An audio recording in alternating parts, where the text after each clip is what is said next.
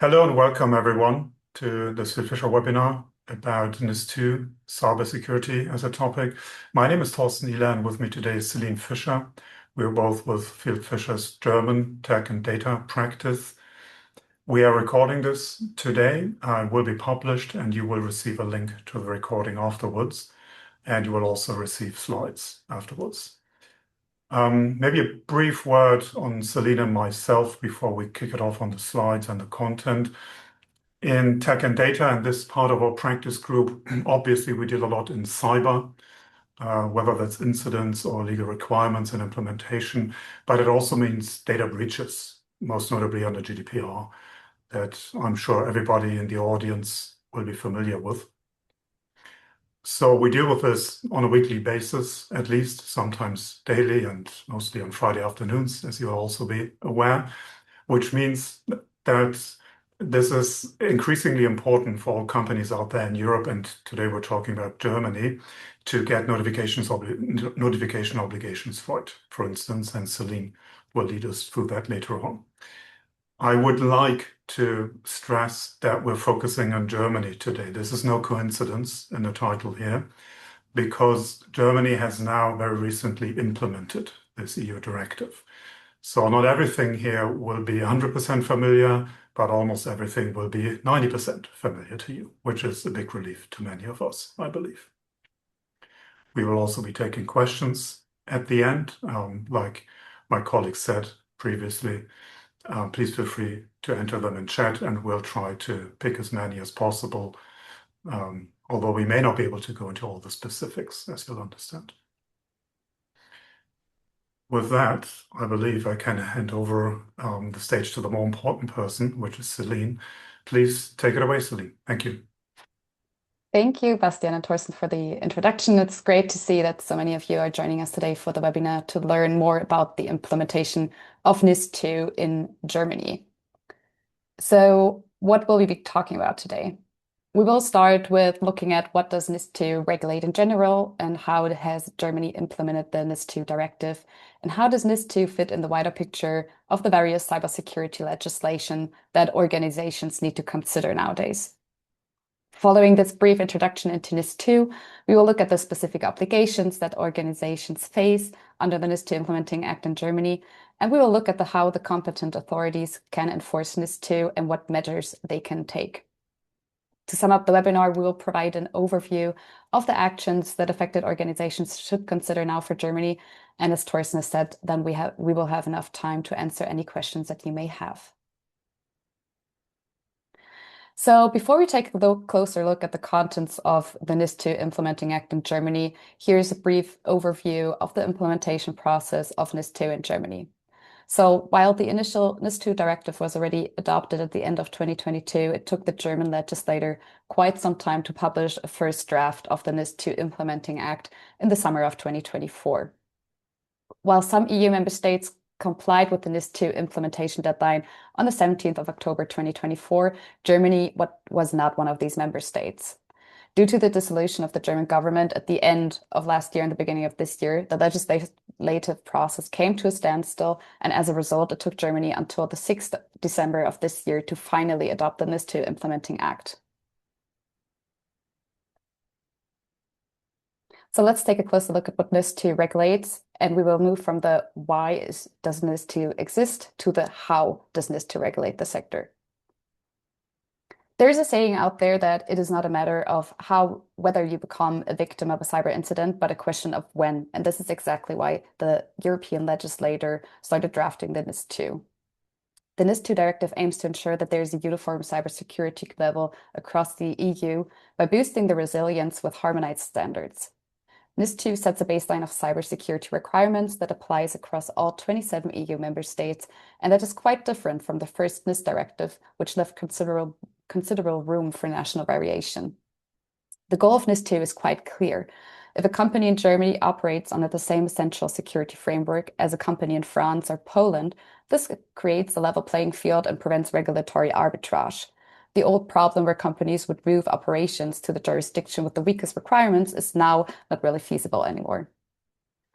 The harmonization of NIS2 covers both technical measures, so for instance, measures such as encryption, logging, and access controls, and organizational measures such as incident response, supply chain due diligence, and governance.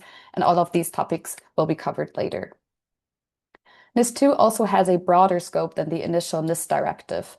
It now covers critical infrastructures and key entities in 18 sectors. The original NIS directive focused on operators of essential services in a narrow set of sectors such as energy, transport, and water. NIS2 now expands this scope significantly. It now covers not just essential services, but also important entities, which includes manufacturers, financial institutions, food production, waste management, and postal services. The 18-sector approach of NIS2 reflects the reality of modern supply chains and digital interdependencies, because a cyber incident in a mid-sized software company can cascade across the entire economy if that company provides critical software to essential infrastructure operators. So let's take a look on the supervisory authority in Germany. The competent authority for enforcing NIS2 requirements in Germany is the Federal Office for Information Security, the Bundesamt für Sicherheit in der Informationstechnik, the BSI, and it reports to the Federal Ministry of the Interior.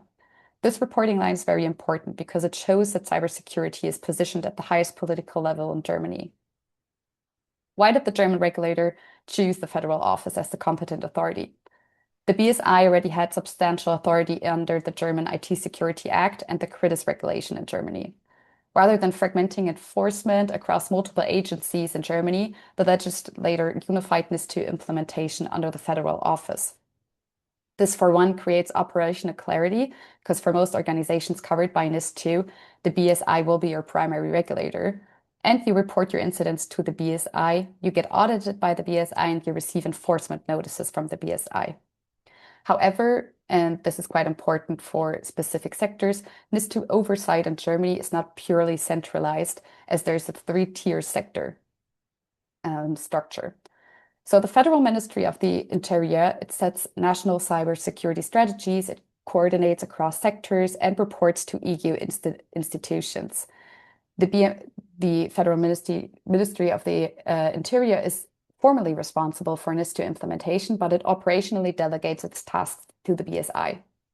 So the BSI is the day-to-day regulatory authority in Germany, responsible for incident response coordination, for the CSIRT function, for technical guidance, for auditing and enforcement for most sectors.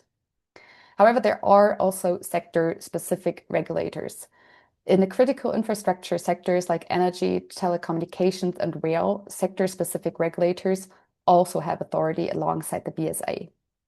So, for instance, if you're if you're in the telecommunications or energy sector, the Federal Network Agency in Germany will be your authority alongside the BSA. For organizations in non-critical sectors, so the important entities category, the Federal Office is typically your sole regulator. In addition to the supervisory tasks that it has, the Federal Office is the single point of contact for cross-border incident reporting and coordination, and it is also Germany's national so-called Computer Security Incident Response Team, in short CSIRT. This means that the BSI has dual roles. It is the regulatory enforcement and it is the incident response support. In its CSIRT capacity, the BSI provides incident handling advice, technical support during incidents, and it coordinates with law enforcement in Germany. So, who's actually affected by the NIS2 Implementing Act in Germany? The answer mainly depends on three criteria that NIS2 sets out. It says it depends on company size, the financial threshold, and the sector that you're active in. Being covered by NIS2, however, doesn't mean that you have the same obligations as any other entity regulated by NIS2, as there's a two-tier system that you may already know from the NIS2 directive. We have the so-called especially important entities, which are referred to as essential under NIS2 directive, and the important entities. And in which tier you fall as an entity fundamentally changes what you must do and which obligations you have under the NIS2 Implementation Act. Starting with the important entities, these can be trust service providers. These can be providers of publicly accessible telecommunications services that employ fewer than 50 people and have an annual turnover of no more than 10 million euros. The largest amount of entities will, however, be covered because they fulfill the following criteria.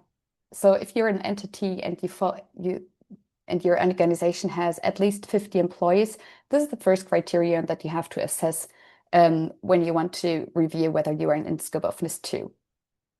This is a size threshold, and it is intentional because the legislator is not trying to consult tiny startups or solo consultants, for instance. The second criterion is a financial threshold.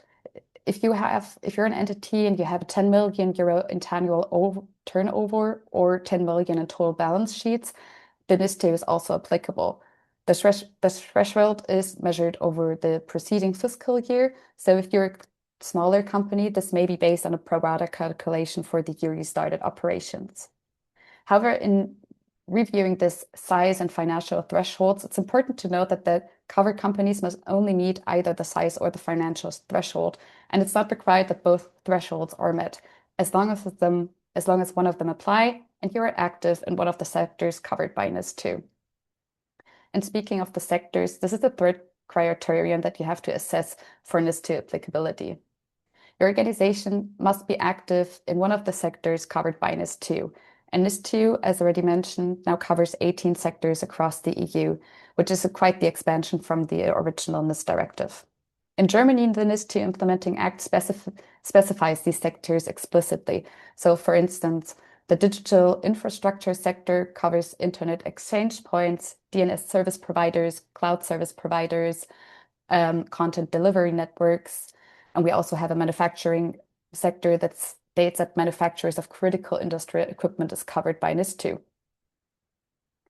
Important entities are, in essence, organizations in the covered sectors that do not meet the essential threshold. So they are still in scope for NIS 2, but with less stricter obligations. However, important entities must still meet basic NIS 2 requirements, such as risk management, incident reporting, but with proportionality applied. When we look at the other category of entities, in Germany, we call them the especially important entities. These can be operators of critical facilities. These can be qualified trust service providers, providers of publicly accessible telecommunication services that employ at least 50 people or have an annual turnover which exceeds 10 million euros, or any other legal or natural person that is active in one of the sectors that is listed in the Annex 1 of the NIS 2 Implementing Act. And this is quite different from the important entities. They employ at least 250 people or have an annual turnover exceeding 15 million euros. Essential entities are organizations whose failure would have a significant disruptive effect on critical infrastructure and society, and therefore they face heightened compliance obligations under NIS 2. Having covered the scope of NIS 2 and he may be covered who the cyber supervisory authority is, we'll take a look at the major obligations under the NIS 2 Implementing Act. The most important obligation for companies in Germany right now is the registration obligation. So companies should initiate their registration with the federal office in Germany, and they now have 3 months to register with the federal office. There are a couple of steps that organizations need to follow in order to perform the registration process. And it basically comes down to 2 different registrations or portals that organizations need to sign up with. The initial step is a registration in the so-called My Company account, Mein Unternehmenskonto. This is already possible, and you can already register your company, and you have to provide some details on your organization. But this is quite the quick process and is the first step of the registration process. The second step that you need to complete is you need to register in the newly developed BSI portal. However, this is not yet available, and the BSI has confirmed that it will probably go live in the first week of January. So once this is possible, this is the second step of the registration process that you should comply with. Following the registration obligations in Germany, we also have reporting requirements that are already quite known from the NIS 2 directive and they don't really differ quite that much. So one of the most operationally demanding requirements is the incident reporting. organizations have to report within 25 hours of becoming aware of a significant cyber incident and must report this to the federal office. The threshold for significant is defined as incidents that substantially impact the availability, confidentiality, or integrity of systems or data. So in practice, this would cover a wide range from ransomware attack and data breaches or sabotage events. So companies have 24 hours to confirm that you have a genuine incident.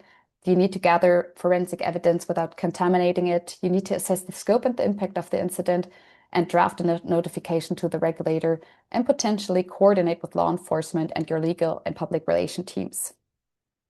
Unlike the GDPR, where you notify data subjects, the supervisory authorities within 72 hours of becoming aware of a breach, NIS2 24-hour clock starts when you confirm that there has been an incident.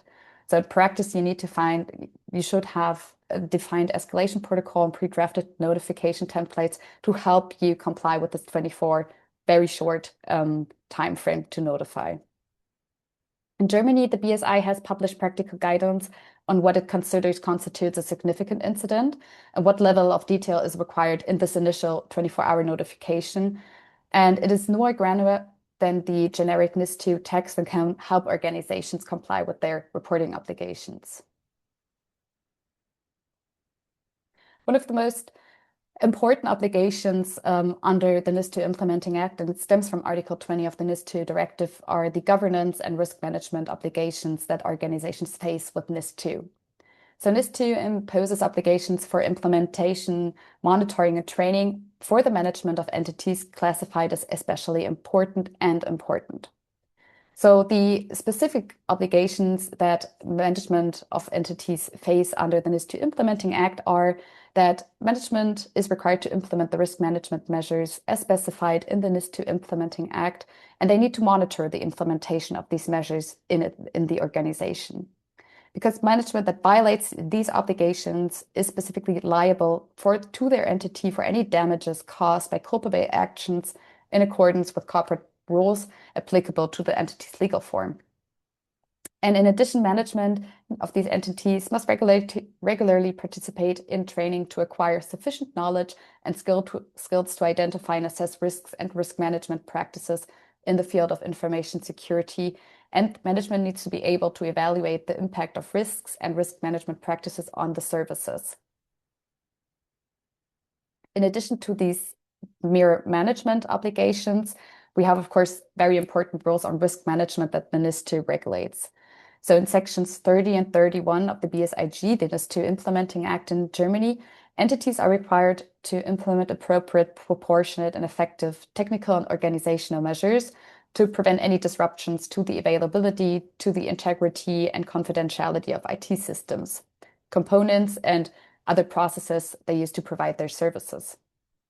So these measures have to be kept up to date, they have to be reviewed regularly, and they need to comply with the current state of the art. And in order for this to work, entities need to have clear roles and decision-making processes, and they must document all of their measures that they have taken. So we'll take a look at the technical and organizational measures that are specifically mentioned by the NIS2 Implementing Act.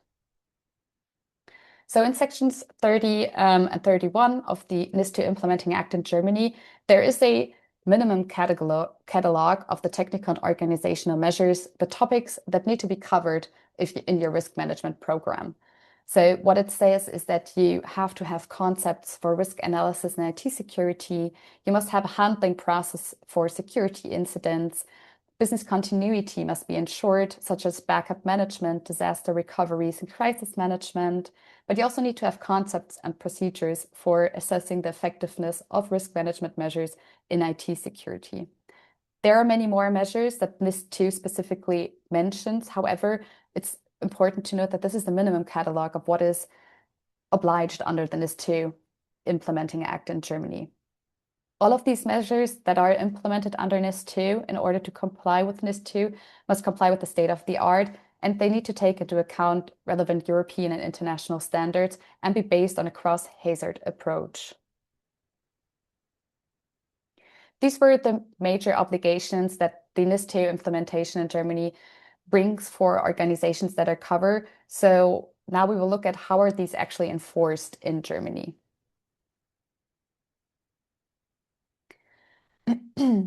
So the answer depends on your classification. Essential entities face proactive ongoing supervision, while important entities face a more event-driven approach when it comes to the supervisory powers. The BSI, as the main supervisory authority, can conduct comprehensive checks and inspections of entities that are covered under NIS2. So this includes that the authority can conduct for both essential and important entities comprehensive checks. They're not just desk reviews. So this can mean that the BSI can request documentation, and it can conduct technical assessments of your implemented measures. It can interview management or your staff that works in the IT department, and it can observe your incident response capabilities. In addition, it can be very proactive. So it's especially for essential entities, the BSI can schedule regular audits. These can be annual or biannual that are not necessarily triggered by incidents, but just because you are an essential entity, the BSI can conduct these regular audits. In addition, the BSI can also conduct surprise inspections to verify compliance, and it could require real-time reporting of security metrics. The BSI may also participate in or observe your incident response exercises, and it may audit your critical third-party relationships to assess any inherited risk. Similar measures can also be taken for important entities, though these are usually rather triggered by certain events. So, for instance, a security incident. So the BSI will not necessarily schedule regular annual audits of important entities as a standard practice, but if you report a significant incident, the BSI may audit your risk management program to assess whether you have identified and mitigated this risk class beforehand. What is the consequence of non-compliance? So if the BSI has audited your entity and found any gaps, there are various measures that it can take to ensure that you comply with the NIS2 implementing act in the future.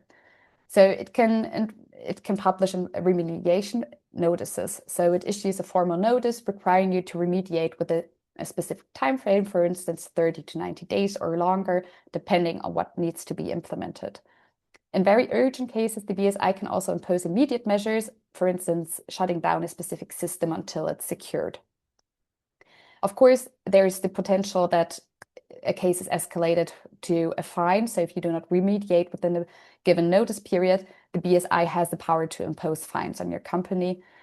And also in particular for serious non-compliance, this can result in a public announcement by its BSI, which is of course very damaging for your reputation. In addition, it can prohibit the use of certain critical component. So the regulation defines it very broadly. It can say that any hardware, software, services, or supply chains that are essential to the operation of a critical infrastructure, the BSI can prohibit the use of these if they pose any unacceptable security risks. So for instance, any vulnerabilities, geopolitical risks, for instance, when a vendor is controlled by a hostile state or the state has a history of espionage, but also if there is supply chain vulnerabilities or lack of transparency or auditability, the BSI can prohibit the use of this critical component. I have already mentioned that, of course, a potential sanction is that the BSI will impose fines. So we already know some of the fines from the GDPR, and the NIS2 has quite the different fining scope. So what you can see on the slides here, the difference between essential entities and important entities, because the essential entities are subject to stricter obligations, the fines are also a bit heavier than those that for the important entities that the BSI could impose on entities. So we can see that for breach of core obligations, the fine can be for essential entities up to 10 million euros or 2% of the annual turnover, but the latter only if the entity has a 5 million euro annual turnover. Similar for the important entities, in the event of a breach of core obligations, the BSI has the power to impose a fine of up to 7 million euros or 1.4% of the annual turnover if they have an annual turnover of over 500 million euros. In addition, there are other obligations that can be breached that wouldn't be seen as the core obligations, and fines can be, or the maximum fines that the BSI could impose are below those 10 and 7 million euro fines, and you see them on the slide. So it really depends on which specific obligations have been violated, and then these fines can differ quite heavily.